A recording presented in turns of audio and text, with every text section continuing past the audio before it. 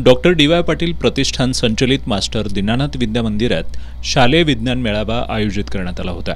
शाळेचे मुख्याध्यापक विश्वास केसरकर आणि शाळा व्यवस्थापन समितीच्या उपाध्यक्ष पूर्वा रेवाळे यांच्या हस्ते विज्ञान मेळाव्याचं उद्घाटन करण्यात आलं।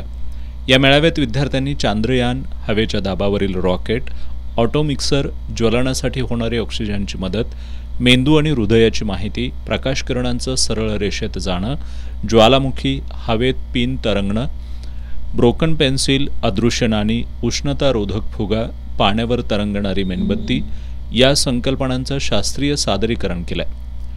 या विज्ञान मेळाव्याला नूतन आदर्श विद्यालय, राधाकृष्ण बालक मंदिर, विकास हायस्कूल, नागोजीराव पाटणकर विद्यालय या शाळांमधले विद्यार्थी आणि शिक्षकांनी भेट दिली।